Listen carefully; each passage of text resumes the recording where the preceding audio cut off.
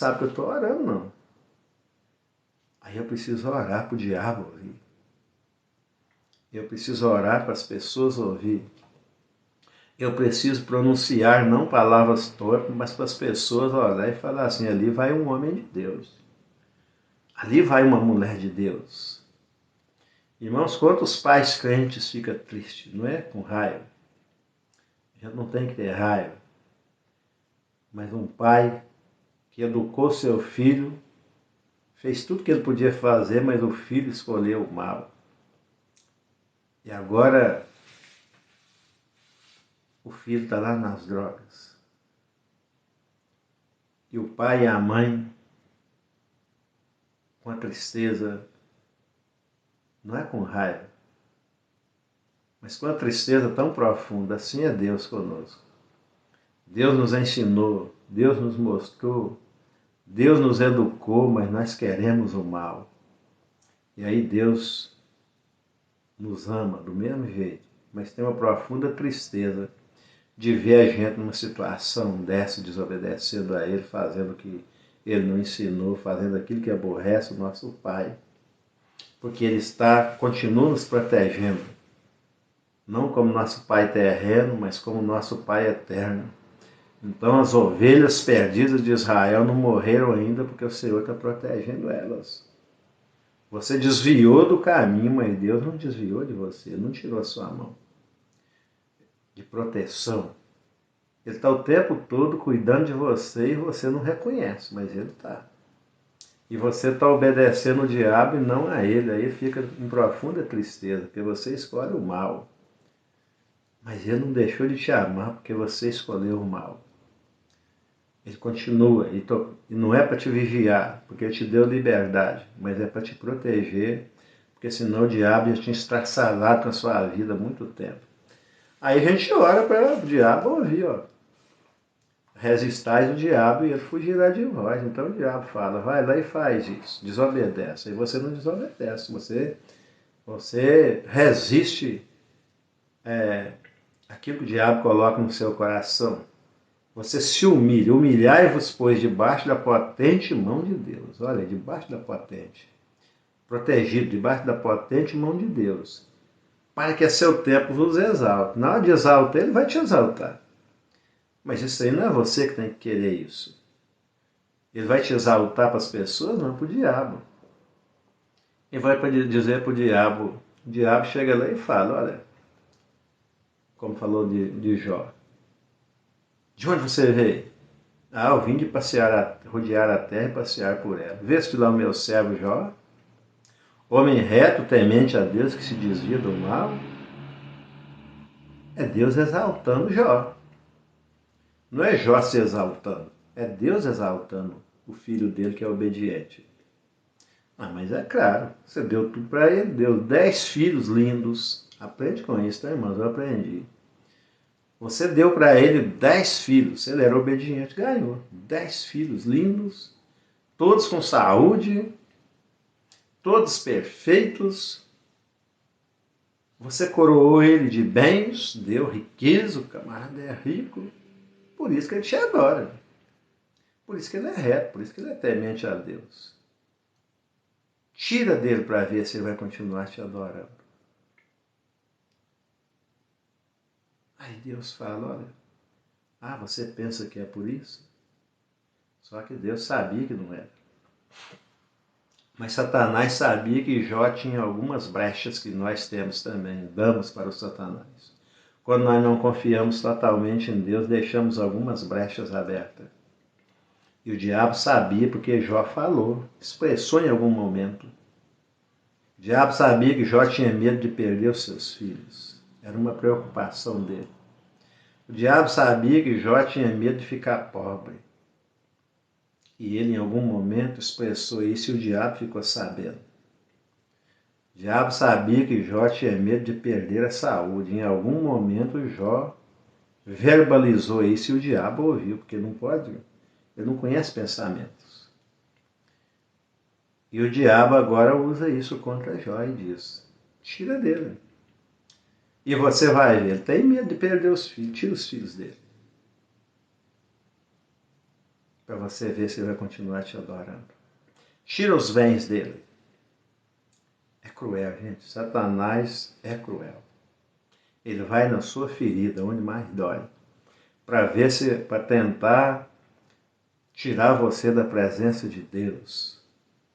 E ele vem e tira os 10 filhos de Jó de uma vez. Usa ladrões, que eu sempre falo que o diabo ele usa as pessoas aqui, Deus usa também as pessoas. Cada um usa os seus servos. Aí agora Deus, o diabo, convoca os ladrões e vão lá e rouba tudo de Jó. O diabo convoca os demônios e bate uma ventania na casa onde os filhos estavam reunidos, comemorando o aniversário de um deles, e agora morrem todos. Só sobra um para dar a notícia. Morre até os empregados, morre tudo. Aí sobra um para levar a notícia para Jó. Sempre sobra um. Tem gente que gosta demais de levar má notícia. Também não é servo de Deus, tá? São servos de Satanás. Quem gosta de levar má notícia são servos de Satanás. Agora alguém fica doido para contar. Vou lá contar para Jó. E não procura contar com jeitinho. Jó, nós estávamos lá e deu uma ventania, deu uma tempestade, matou todos que estavam no aniversário, inclusive seus 10 filhos morreram. Só sobrou eu para trazer essa má notícia para você. E Jó,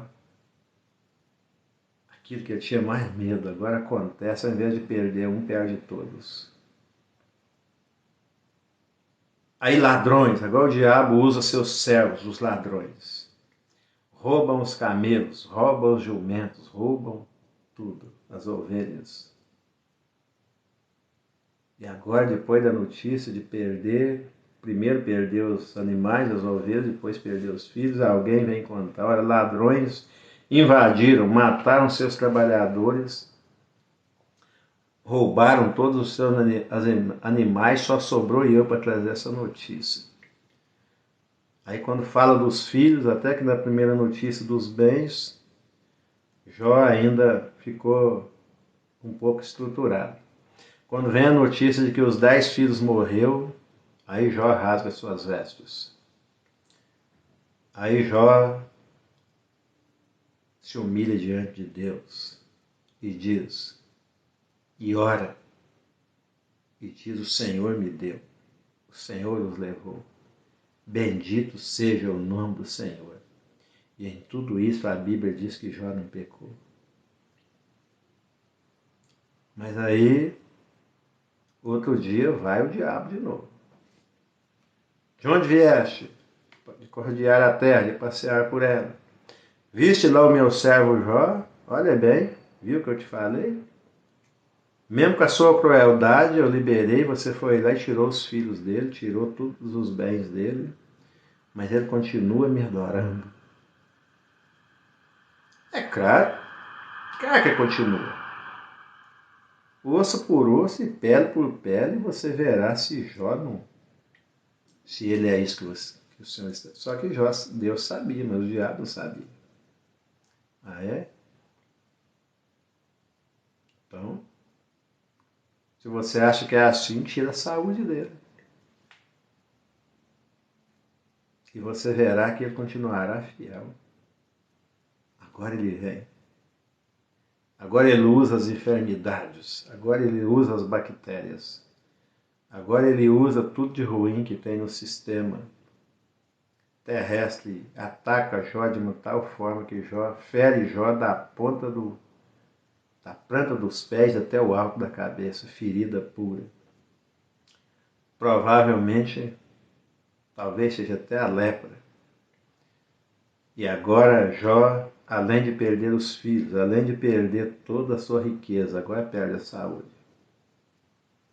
Mas sobra a mulher de Jó. Para chegar perto dele e falar, você ainda vai continuar adorando esse Deus? Depois de tudo isso que ele fez com você, falta de compreensão, ignorância, amaldiçoa esse Deus e morre. Ele diz, mulher, como uma louca falas tu. recebemos todos os bens que Deus nos deu e não receberíamos o mal? Em tudo isso, Jó não blasfemou. Ele dizia: ainda que eu morra, eu verei o Senhor. Acreditando na ressurreição, isso aqui vai passar, isso aqui é passageiro. Você está glorificando a Deus nesses momentos, como Jó, ou está blasfemando? Ou está reclamando de Deus, ou está duvidando do amor de Deus, duvidando da soberania de Deus? Meu irmão, não podemos deixar o diabo conhecer os nossos medos, as nossas fraquezas, não podemos dar brecha para ele. Vamos continuar aqui no nosso texto. Tu me cercaste, versículo 5, tu me cercastes por detrás e por diante, puseste sobre mim a tua mão.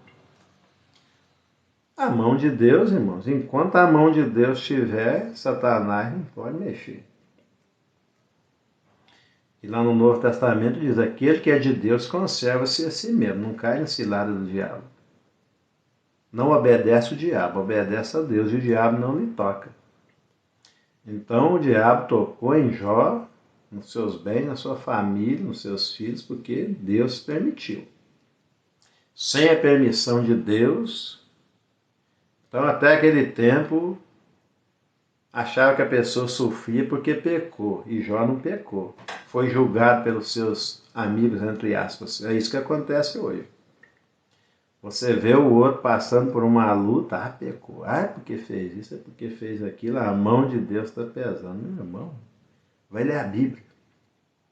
Vai conhecer a palavra para depois você falar com conhecimento e não falar do que você não entende. Vai ler a Bíblia de capa a capa para você entender essas coisas. Então, o salmista aqui na sua oração, ele fala assim no número 6. Tal ciência é para mim maravilhosíssima, tão alta que não posso atingir, que não posso entender. Ele está orando. É assim que você ora, exaltando a Deus? Isso aqui é uma oração de exaltação a Deus.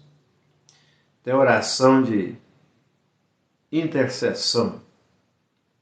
Quando você vai interceder por alguém.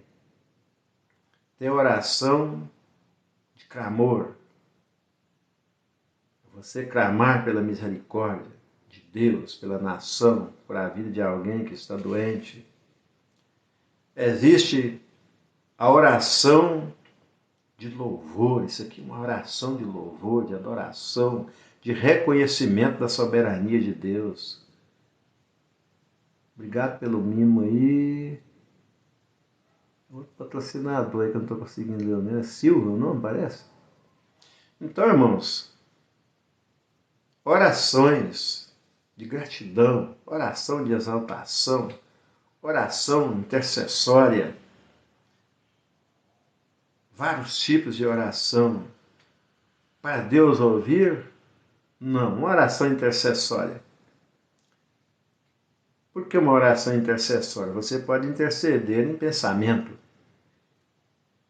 Porque Deus está ouvindo, mas o diabo não está.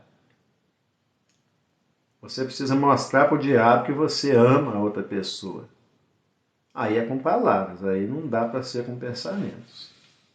Então as nossas orações é para o diabo ouvir, não para Deus ouvir. O que Jesus disse? Todo aquele que me confessar diante do meu Pai, que está no céu, eu também o confessarei diante do meu Pai e de todos os anjos. Porque os anjos também não sabem. Os anjos também não são oniscientes. Para você entender, Satanás e todos os demônios também são anjos, anjos decaídos. Eles não têm o atributo de Deus. Deus tem 3 atributos que nenhum deles tem. O atributo da onipresença, a onipotência e a onisciência. A onisciência é saber o que você pensa. Os anjos não sabem o que você pensa, não. Então você precisa pedir para eles saber. E para eles entrar em ação para te abençoar. Os anjos, os próprios anjos. Que estão a serviço de Deus. E os anjos satânicos também, anjos decaídos, Eles não sabem, eles precisam ouvir e entender que você está orando por alguém porque você ama aquela pessoa. Agora, Deus sabe se o seu amor é de verdade ou se é fajuto. Eles não. Mas você verbaliza isso e os anjos ficam sabendo, e Satanás também, com seus anjos decaídos, fica sabendo.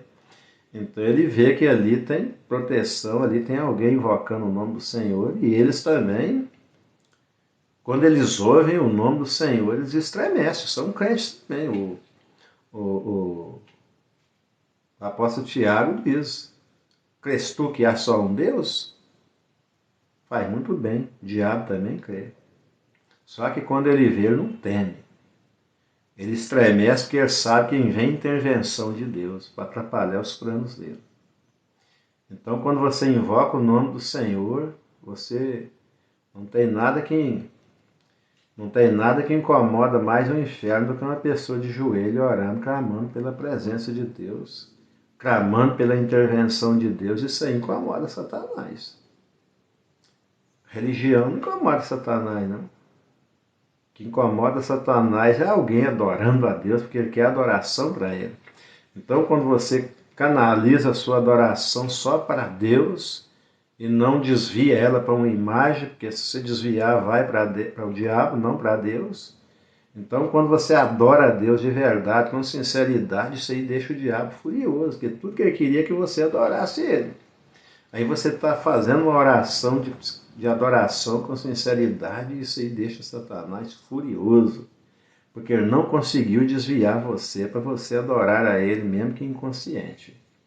Então, por isso é muito importante aqui o salmista está fazendo uma oração de adoração a Deus, e toda a oração é para o diabo ouvir, para as pessoas ouvir, não é para Deus ouvir. Deus, a Bíblia diz, o apóstolo Paulo, ele diz, ensina a gente, que o apóstolo Paulo foi ensinado por Deus para ensinar a gente, e ele diz que muitas vezes nós vamos orar e a boca fala uma coisa que o coração sai errada a palavra na boca. Mas aí ele diz que o Espírito Santo conserta a nossa oração, é a nossa intenção que chega lá e não a palavra. Para Deus ele sabe tudo. Então o Espírito Santo intercede por nós com gemidos inexprimíveis, incompreensivos. A nossa oração, ela não chega lá do jeito que nós fazemos ela aqui. Deus ouve a sinceridade do nosso coração, e às vezes você orou, mas não foi sincero na sua oração. Não vai chegar isso lá a Deus o que você falou. Vai chegar o que você pensou. Vai chegar aquilo que saiu do seu coração e não o que saiu da sua boca. Porque Deus conhece a intenção do seu coração. Tem um vídeo aí que alguém faz uma oração, né? Faz igual eu nas ruas e as pessoas querem oração e ele não é crente, coisa nenhuma, né? A gente brincando com Deus. Mas dá pra gente aprender alguma coisa. E aí ele começa... Não, vamos pegar um outro exemplo melhor. Aí é do Cravo Duarte, pastor Cravo Duarte. Um casal queria separar. O casal procurou o pastor, falou, pastor, o homem procurou e falou, pastor, eu quero separar da minha esposa, porque a gente não consegue mais se entender e eu quero separar e viemos falar com o senhor. Ah, é? Você quer separar, irmão? Tem certeza que você quer separar? Sim, pastor, não dá mais para viver junto. Aí agora vai ouvir a esposa, ouve um e ouve o outro. E você, irmão, você está querendo separar? Não, pastor, eu não quero separar, não. Mas ele não me suporta mais e quer separar, e o que eu posso fazer? Mas eu não quero, não. Aí o pastor falou, olha, irmãos, então vamos orar então. Vamos orar para Deus aprovar esse desejo de você, meu irmão. Vamos orar. E Deus vai fazer o que tem de fazer. Aí, vamos dar a mão. Deu as mãos, começou a orar. E o pastor disse que, não sei se é ele mesmo que orou, né? começou a orar e falou: Senhor, por favor, mata esse irmão. Tira a vida dele agora, Senhor, porque ele quer separar da sua esposa. E eu te peço em nome de Jesus que mata ele. Mata ele agora. Mata, Senhor. E a hora que ele falou, mata, o homem soltou a mão dele e assustou. Pastor, para de orar, pastor. Não precisa orar, não. Ah, mas você não quer separar? A palavra de Deus já falou que não. Então, que só a morte separa. Então, se você quer separar, um tem que morrer, ué. Aí ele abraçou a esposa dele e falou: olha, pastor, é verdade. Não quer separar mais não, porque eu não quero morrer. Então, irmãos, Deus sabe tudo. E nós sabemos o que Deus quer. Nós não somos ignorantes. Só que nós queremos fazer a nossa vontade e não a vontade de Deus. Nós ignoramos aquilo que Deus fala, mas Deus não ignora os nossos pensamentos. Ele sabe o que nós queremos. Aí ele fala aqui, ó, na oração dele: tal ciência é para mim maravilhosíssima, tão alta que não posso atingir, não consigo compreender. Como que Deus me sabe de tudo que eu penso? Mas ele reconhece, ele acredita nisso. Então, se Deus sabe o que eu penso, eu preciso vigiar os meus pensamentos. Obrigado, Imantano. Vai na paz. Deus abençoe seu dia. Então, irmãos, todos nós erramos. Não tem um que não erra. A Bíblia diz que não há um que não peque. O que é que eu preciso fazer? Dá para consertar o passado? Não, irmão. Não tem como consertar o passado. Eu era ignorante, ignorei, e outra coisa, essas questões que nós acabamos de falar agora, tem gente aí pensando que casamento é cerimônia. Não tem nada a ver, irmãos. Casamento não é cerimônia, não.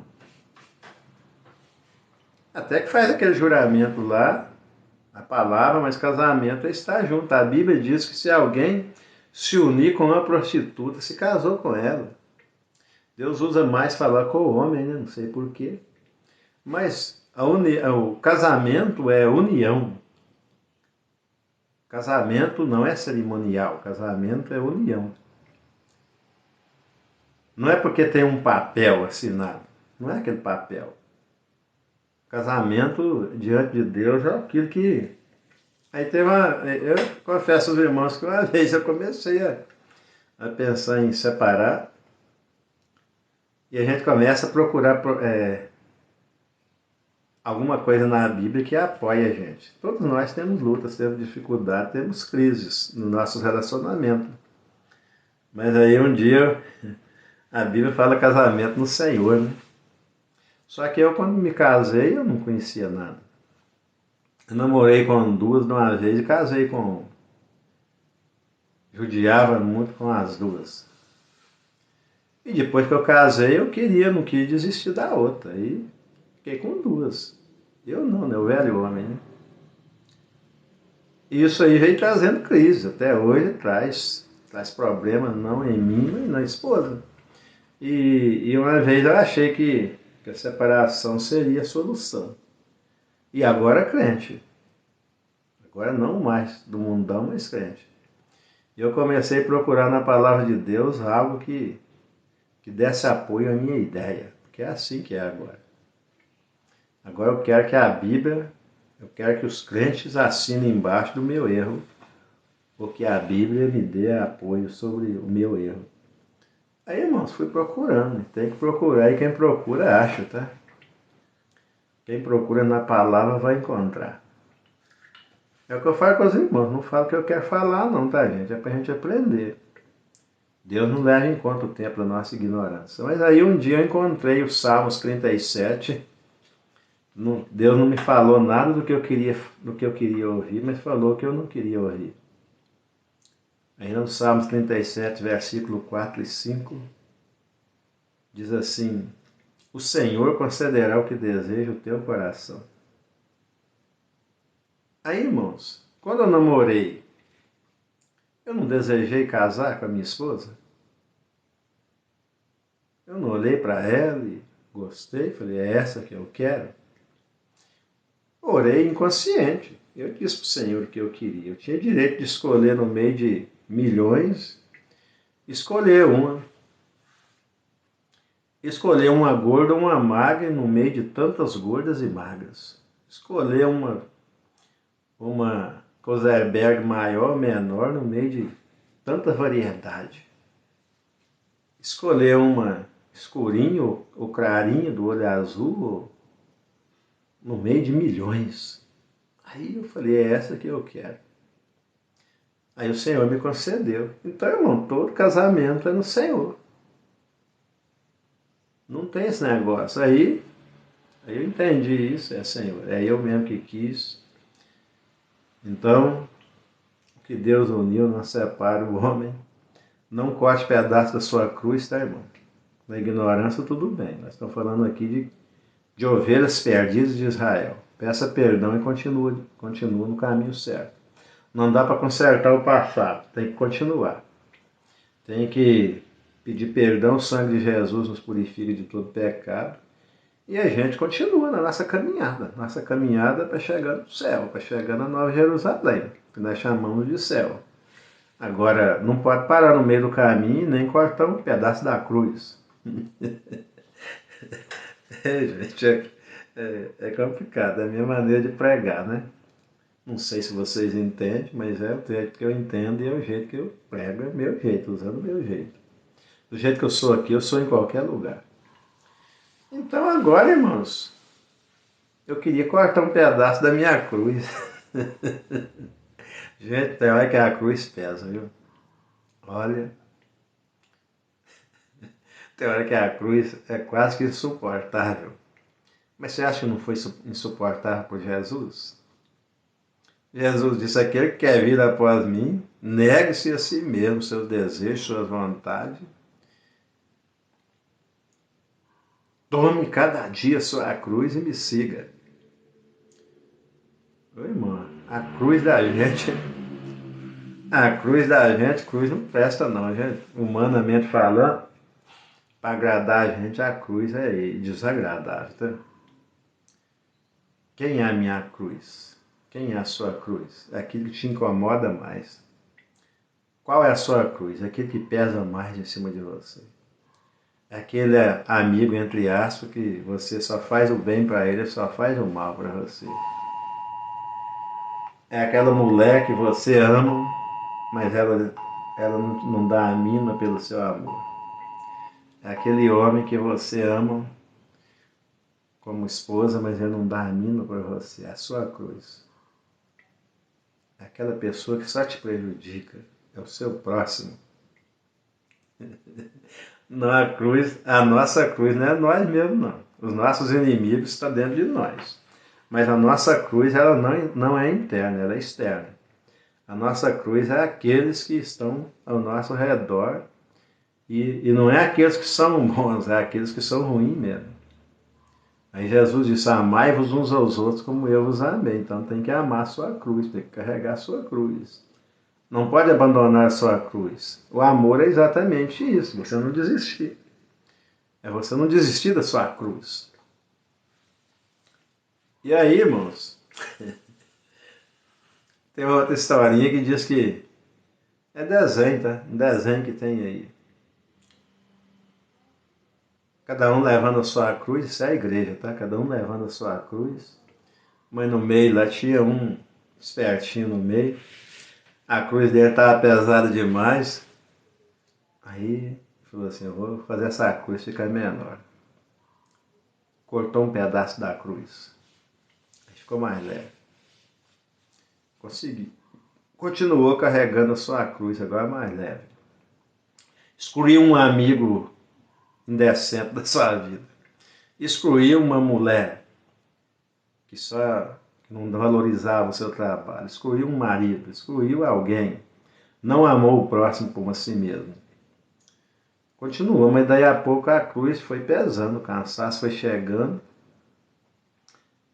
Vou tirar mais um pedaço. Vou tirar mais alguém da minha vida. Está pesado demais. Tirou mais um pedaço. E foram indo. E ele foi tirando pedaço. E a cruz dele ficou pequena.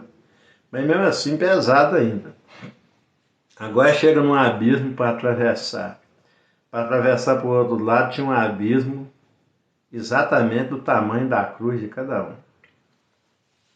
Aí aqueles que foram chegando foram estendendo sua cruz no abismo e passavam por cima da cruz, saía do outro lado.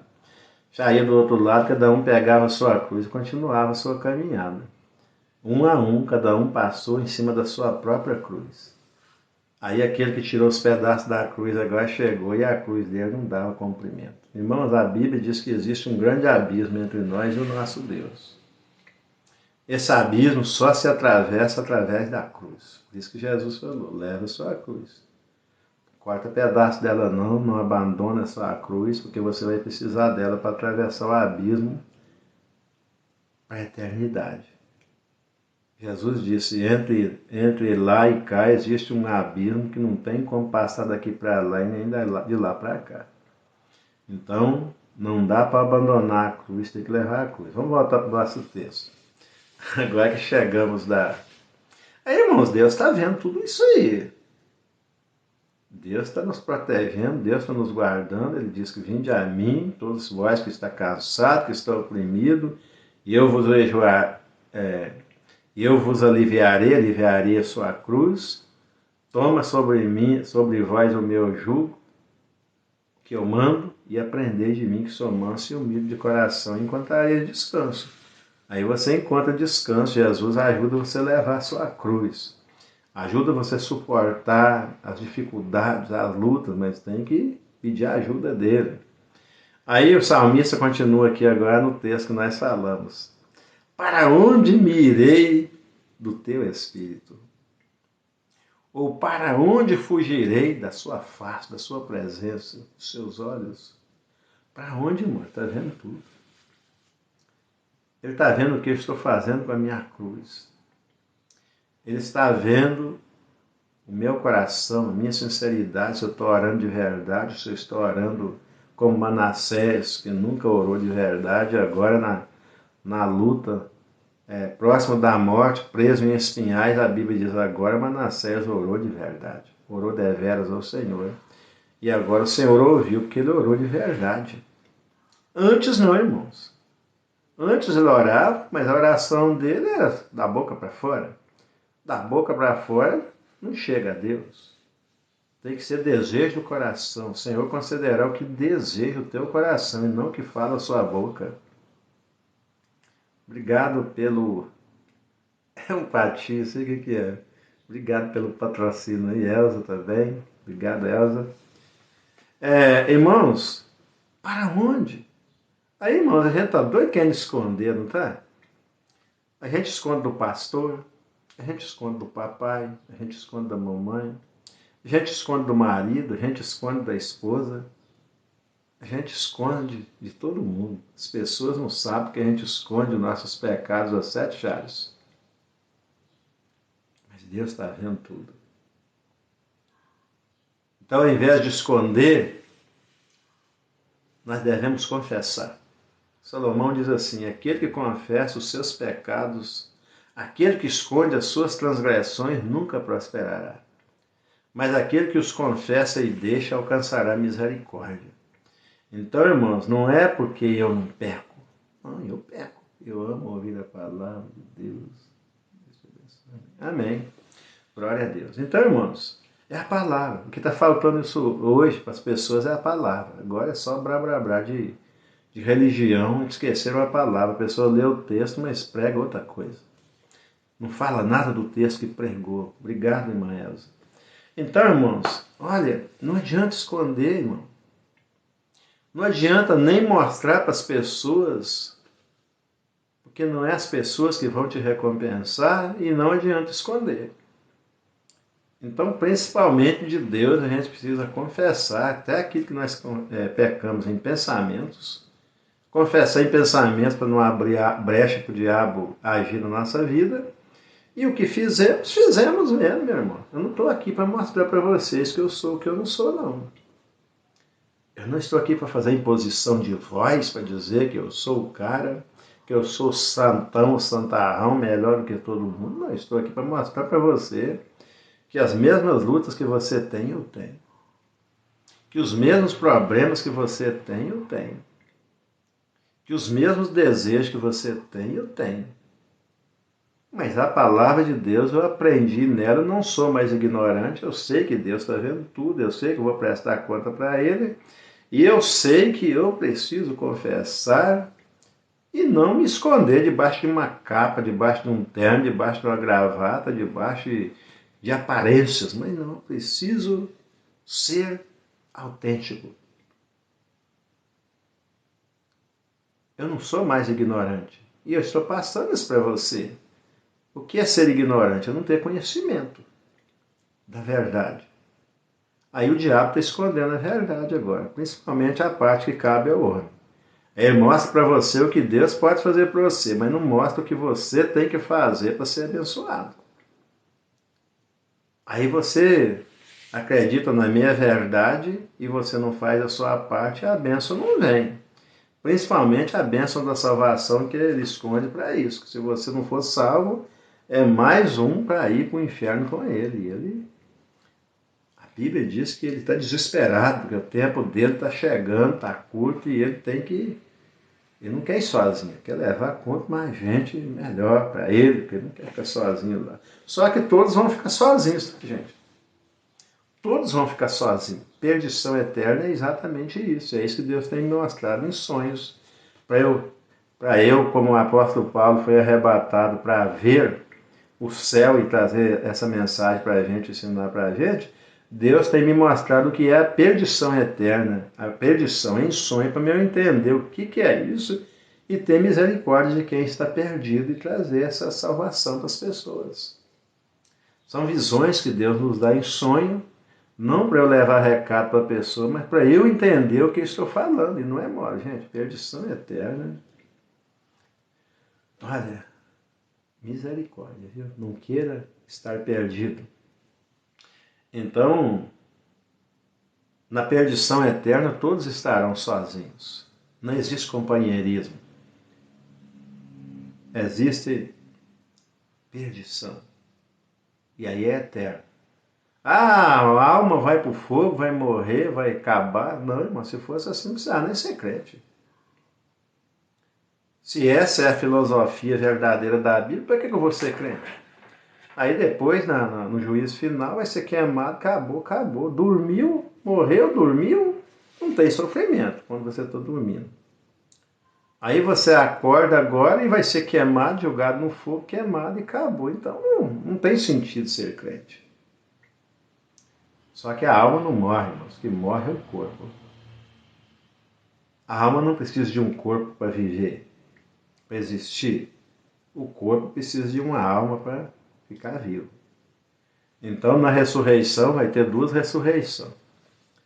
A primeira ressurreição, e a Bíblia diz, bem-aventurados, felizes aqueles que participarão da primeira ressurreição, que vai ser uma ressurreição para subir com Cristo, porque faz parte da igreja e vai subir com Cristo. A primeira ressurreição, a segunda ressurreição para ser lançado no inferno, aí é complicado. Então todos ressuscitarão, sem exceção. A Bíblia afirma que ímpios e servos de Deus, aqueles que acreditam e os que não acreditam, todos ressuscitarão. Só que o mais tenebroso é que aqueles, quando Jesus voltar, os que morrerem em Cristo, ressuscitarão primeiro e nós, os que estivermos vivos, seremos transformados. Olha aí, transformados. No abrir e fechar de olhos. Aí o que é corrupto se revestirá da incorruptibilidade e o que é mortal se revestirá da imortalidade. Então esse corpo nosso se revestirá da imortalidade para viver eternamente. E se revestirá da incorruptibilidade e não haverá mais pecado. Aí agora é salvo eternamente, não tem mais o pecado. Agora, quem ficar para a segunda ressurreição, irmãos, é tenebroso. Por isso que eu tenho que trazer esse conhecimento, não tem jeito. Tenho que cumprir a minha missão e falar o que está na palavra. Na segunda ressurreição, irmãos, cada um vai lá e vai pegar seu corpo. Vai vir do Hades, do lugar de tormenta, onde aguarda o juízo final, Agora cada um pegará seu corpo, mas a Bíblia não fala que esses corpos serão transformados. Que esses corpos, agora a arma imortal com um corpo imortal para perdição eterna. Irmão, é tenebroso. Vale a pena deixar tudo. Não sou eu que estou falando, é a Bíblia que está falando. E eu como é que fala?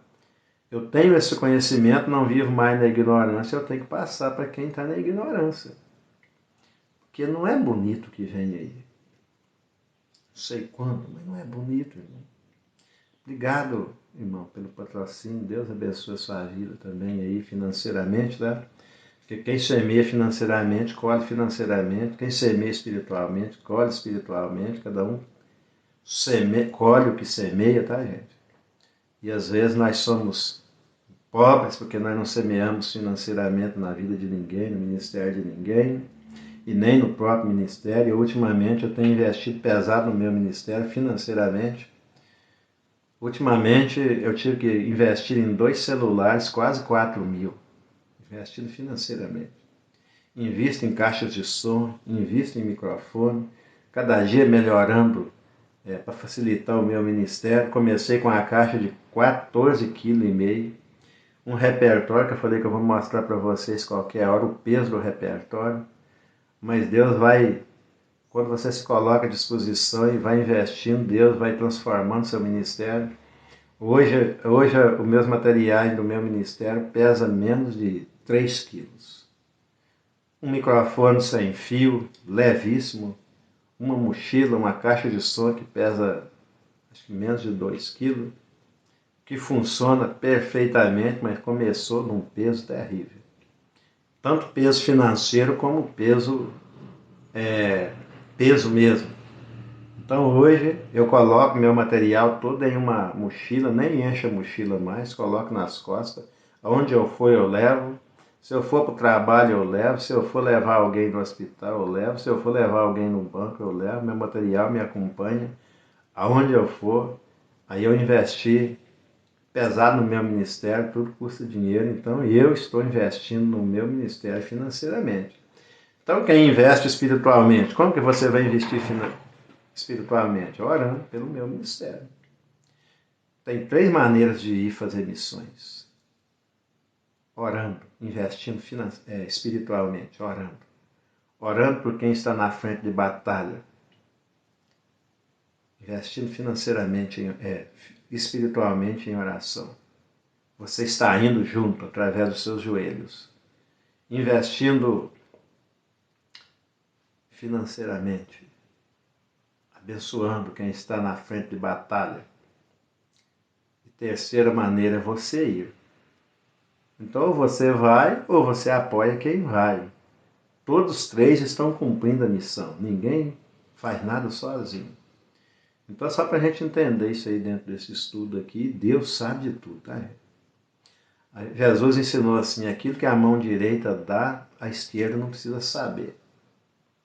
Porque o teu pai que te vê em secreto te recompensará. Muitas pessoas querem fazer as coisas para as pessoas verem, né?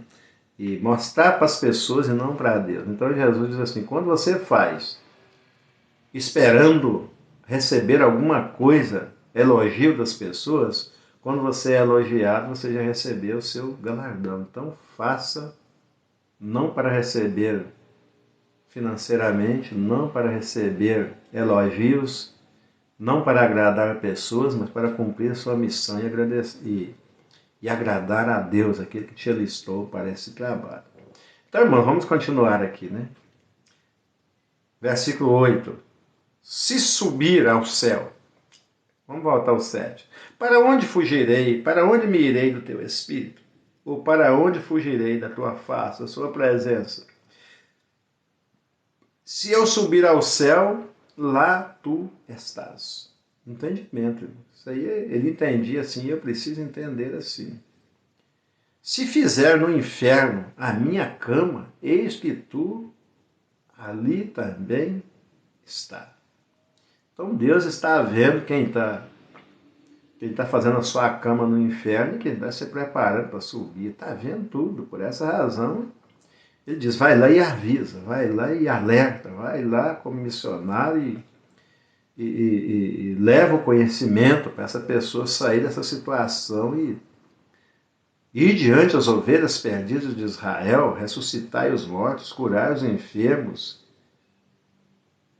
De graça recebeste, de graça dai. Versículo 9. Se eu tomar as asas da alva e habitar nas extremidades do mar, até ali a tua mão me guiará, e a tua destra, a mão direita, me sustentará em qualquer lugar.